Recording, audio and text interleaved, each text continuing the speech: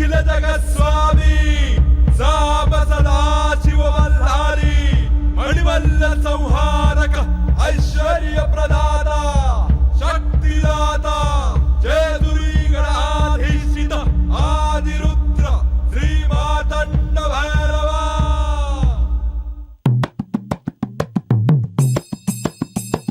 जय देवा जय देवा जय देवा जय देवा जय देवा जय शिव मातंडा।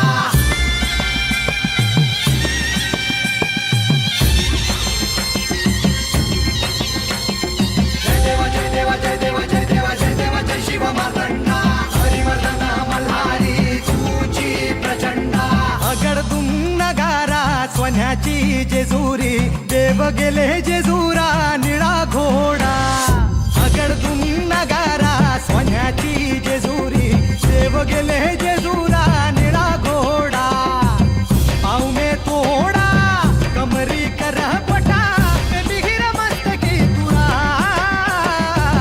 खोबऱ्याचा कुटका भंडाऱ्याचा भडका बोल अहंकारा सदानंदाचा येळको सदानंदाचा येळको।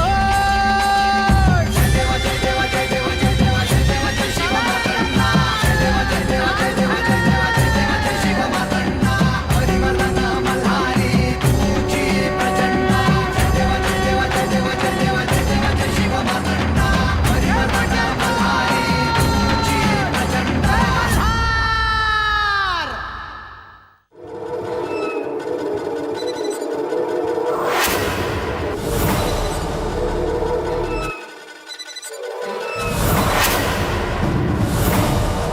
विशेष काही नाही, मला काही प्रश्न पडले होते, त्याची तर्कसंगती लावण्याचा प्रयत्न करत होते। तू माझ्यापासून काही लपवत तर नाहीस ना? तुमच्यापासून काय लपून राहणार, तुम्हाला तर सारच ठाऊक आहे।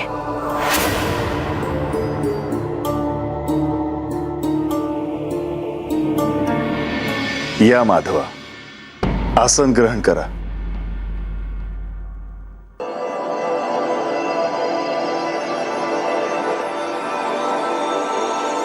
तुम्ही इथे आहात हे जाणवलं म्हणून आलो देवा। प्रधानजी, सगळी जेजुरी सगळा भूप्रदेश निद्रा देवीच्या अधीन झाला आहे। सर्वत्र कसं शांत शांत झालं आहे आणि म्हणून एकांतात बसलो होतो। गेल्या काही दिवसांमध्ये आपल्याला शांतपणे बसून बोलायला वेळ मिळाला नाही म्हणून आलो। प्रधानजी, नेहमी तुम्ही मला विचारता, आज मी तुम्हाला विचारतो आहे, जेजुरीत तुम्ही कसे आहात? देवा नाही, तुम्ही दोघं कसे आहात? लक्ष्मी देवींनी निर्वाणीचं सांगितलं आहे। जर या नवरात्रीपर्यंत काही घडलं नाही तर त्या जायचं म्हणतायत। स्वाभाविक आहे, खूप केलंय त्यांनी सर्वांसाठी। मी काय करायचं ह्याचा विचार करतो आहे। इंद्रदेव बानूला सहाय्य करण्याच्या प्रयत्नात आहेत। होय, त्याशिवाय काही ते बाणाईच्या वाड्यावर गेले नसावेत। प्रधानजी, आपली ही इच्छा आहे की त्या दोघींना सत्य काय ते कळावे, पण तेही कोणाच्या हस्तक्षेपाशिवाय घडावे एवढंच। मनुष्य जन्माचे सर्व नियम त्यांना लागू आहे आणि मुळात हा निर्णय गतजन्मात त्यांनीच घेतला आहे। होय, तुम्ही त्यांना केवळ विस्मरणाचा नियम लावलात। कारण पार्वतीने माझे विभाजन केले मला न विचारता। देवा, या सगळ्यातून जाताना तुमचं काय होत असेल मी समजू शकतो। हे सगळं सोपं नाही।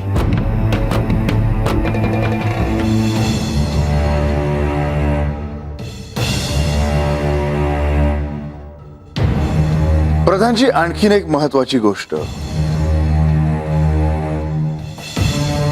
म्हाळसाच पार्वती आहे हे तिम्मा शेटला मी स्वतः सांगितले आहे। तेव्हा पिता म्हणून त्याचे अंतर्मन त्याला स्वस्थ बसू देणार नाही. ह्याचा अर्थ काय घ्यायचा देवा? म्हाळसेला जाणवलं आहे की तिम्मा शेठला सत्य काय ते ठाऊक आहे. आणि तिकडे तिकडे तिम्मा शेठ ह्या संभ्रमात आहे की म्हाळसेला सत्य सांगावे का.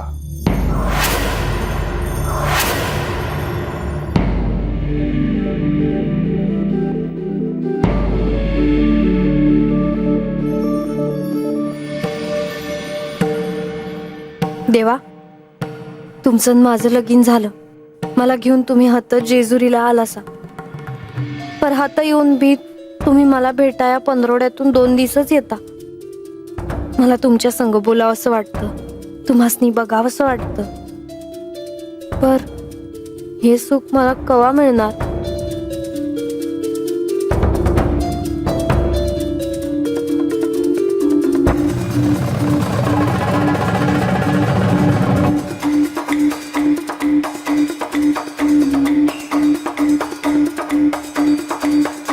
इंद्रदेव माझं बा आहे ती. त्यांनी मला जन्म दिला आहे. आणि असं असताना मला जे वाटलं ते मी त्यासनी सांगितलं. मी त्यासनी हे सांगितलं ते चुकलं तर नाही ना देवा?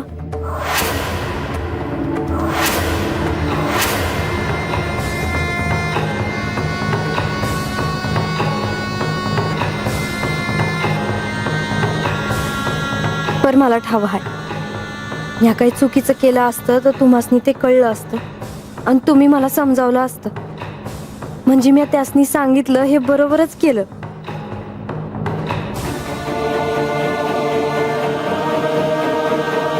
मी तरी कुणाशी बोलणार? त्या दिवशी ते स्वर्गात जाण्या अगोदर माझ्याकडे आले, मला भेटले, बरं वाटलं मला. खरं सांगू देवा, माझ्या मनात इंद्रदेवांबद्दल जो राग होता तो आता नाही.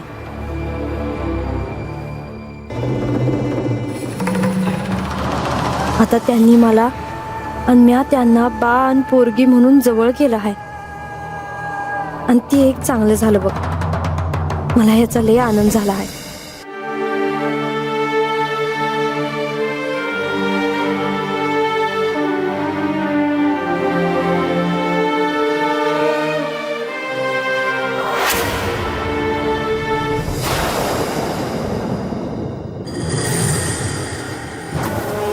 नारायण नारायण.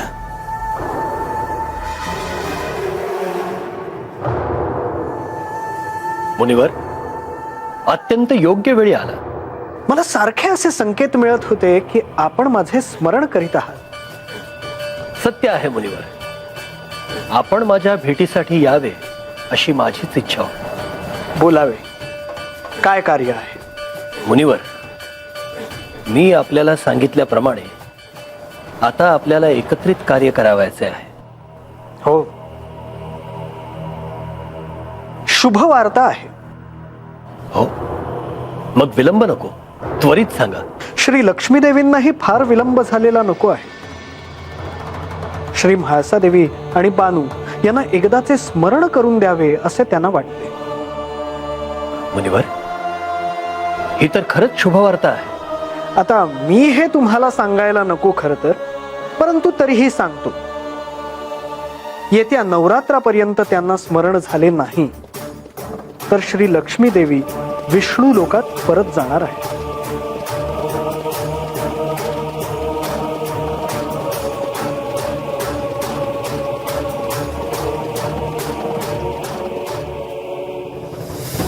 याचा अर्थ बानूसाठी काहीतरी करण्याची हीच योग्य वेळ आहे.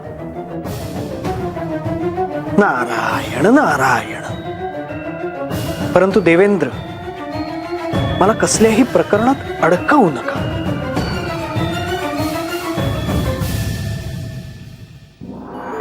मुनिवर, आधी तुम्ही बानूला भेटा. तिची इच्छित वस्तू काय आहे हे जाणून घ्या.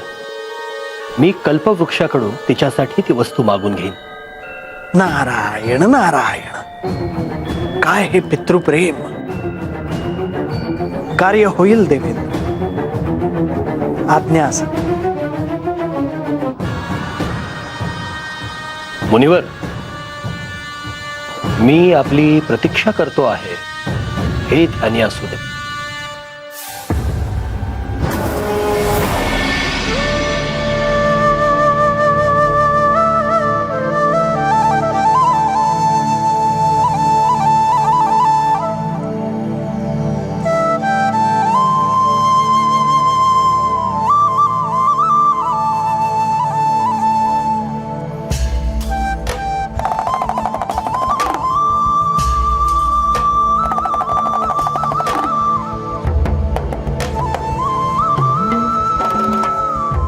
अरे देव आलं. अरे देव आलं. देव. अरे देवाला अरे देवा. देवाला देवाला देवाला देवाला ना.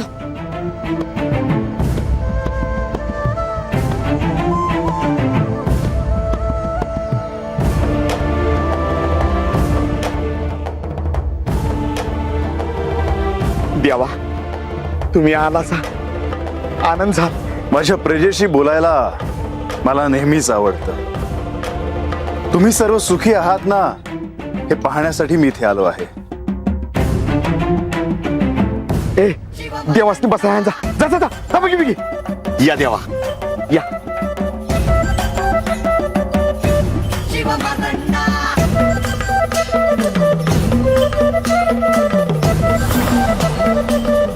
शिवमातंडा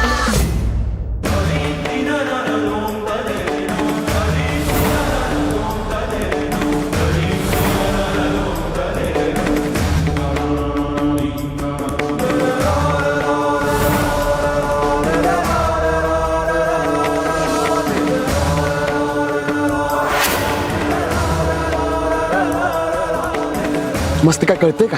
काय दिले देवासनी बसाया? हा? अरे देवासनी काय वाटल? देवा, गडावर तुमचं सिंहासन आहे, तसं आमच्याकडे नाही. आमच्याकडे जे आहे ते दिलं बस. काय चुकलं असेल तर हात जोडतो. पर नाही, तुम्हाला हात जोडण्याची काहीच आवश्यकता नाही. माझ्या प्रजेने मला जे प्रेमाने दिलं त्याचा मी स्वीकार करणार नाही असे नाही होणार. आसन कोणतंही असो, तुमचं प्रेम, तुमचा स्नेह, तुमची भक्ती मला अधिक महत्वाची आहे. तुम्हाला कोणालाही कोणती समस्या तर नाही ना? सारं काही व्यवस्थित चाललं आहे ना? वैजी, तुमचा आशीर्वाद आहे म्हणल्यावर कशाची काळजी असणार. देवा, तुम्ही म्हाळसा देवी आमासनी पोटच्या पोरावाने वागवतायसा. आमासनी काय हवं नगर ते सगळं बघतायसा. आणखी काय पाहिजे बघा. येळकोट येळकोट सदानंदाचा. येळकोट येळकोट जय मल्हार. आनंदाचा. येळकोट. घ्या जी.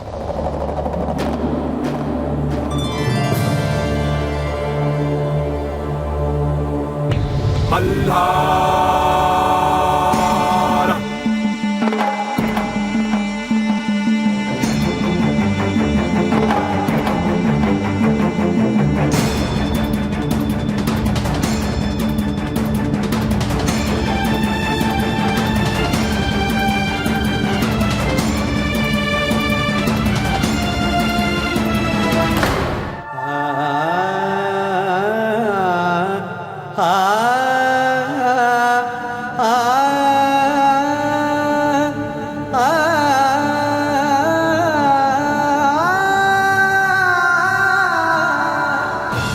देवा, तुम्हासनी एक सांगायचं होतं.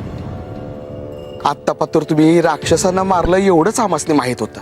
बरं, तुम्ही महाराजांना आख्यान सांगायला सांगितलं आणि काय काय घडलं ते समजा आता आम्हासनी समजायला लागलं. या येळकोट येळकोट सदानंदाचा. येळकोट येळकोट सदानंदाचा. तुम्ही गडावर जा. मी काही अवधीतच गडावर येईन. ही वार्ता प्रधानजींपर्यंत पोहोचवा.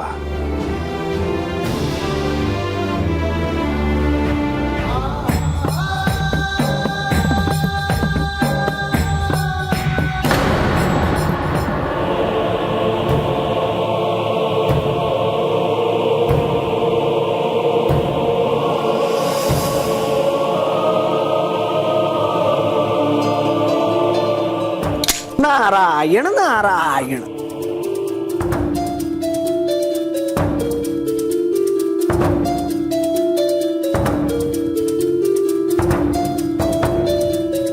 हे काय अजमे, सकाळच्या अशा प्रसन्न क्षणी तू मात्र काहीसा चिंतित दिसतोस. हवं महाराज, हवं तुमच्यापासून काय लपवणार म्या. खरं सांगायचं तर मला असं वाटतं की आता माघारी वस्तीवर जावं बघा. हे असं लेकीच्या घरी किती दिवस राहणार हो, चांगलं नाही दिसत ते. तर आता हे समज बानूला कसं सांगावं काही कळना झालं बघा.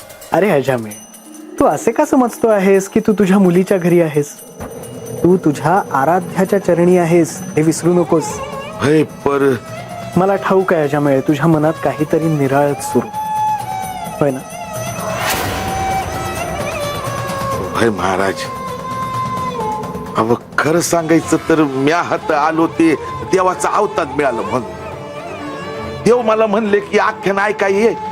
म्या हात आलो, आख्यान ऐकलं, चार चांगल्या गोष्टी कळाल्या. पण हे मधीच थांबलेलं आख्यान पुण्यांदा काही सुरू होईना बघा. तेव्हा म्हणलं की आता माघारी वस्तीवर जाऊ. नारायण नारायण. अजामे, तू जे आख्यान ऐकण्यासाठी उत्सुक आहेस ते साक्षात श्री मार्तंड भैरवांचे आख्यान आहे.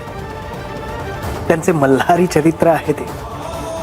आणि तू हे विसरतो आहेस की तू या मल्हारी चरित्राचा एक भाग आहेस. हे ते खरं आहे हो, पर इतका अधीर होऊ नकोस अजामे. हे आख्यान असं सांगून संपणार नाही. या आख्यानाचा हेतू आता सर्वांना कळला आहे. परंतु मी तुला आता एवढंच सांगेन की जर हे आख्यान सोडून तू चंदनपुरीला परत निघून गेलास तर भविष्यातल्या अत्यंत महत्वाच्या दुर्मिळ क्षणांना तू मुकशील.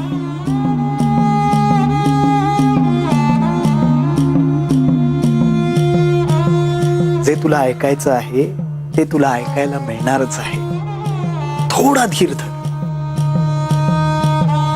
नारायण नारायण. पर आज सकाळी सकाळी येणं केलं. मला बानूशी महत्वाचं बोलायचं. अहो बानू देवाच्या पूजेसाठी बेलाची पानाने फुलं वेचाय गेली आहे.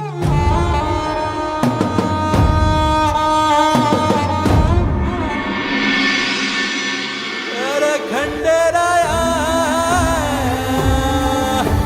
सरा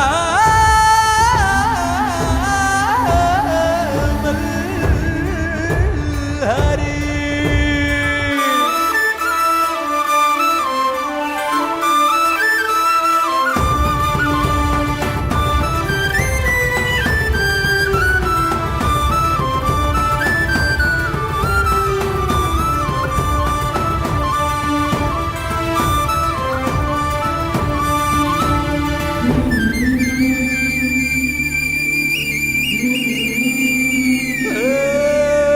खंडेराया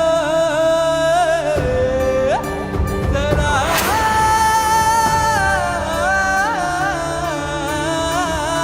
मल्हारी.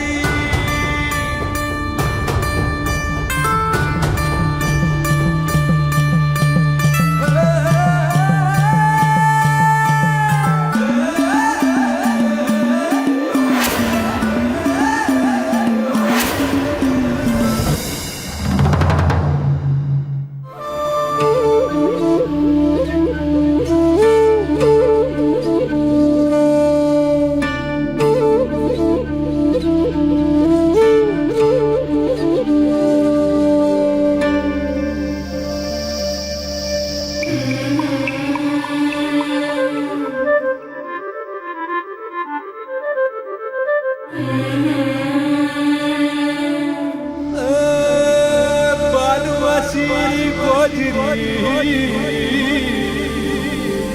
लई न्यारी.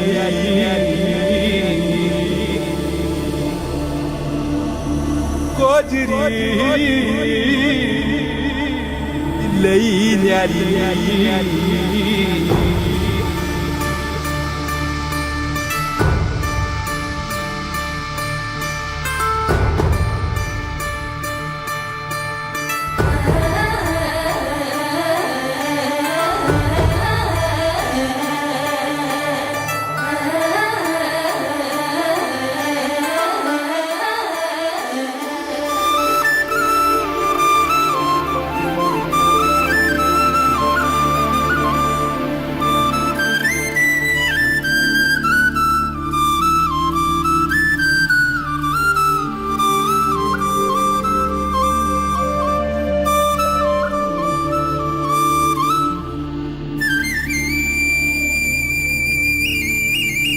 बानू, तुझी पूजा संपन्न झाली.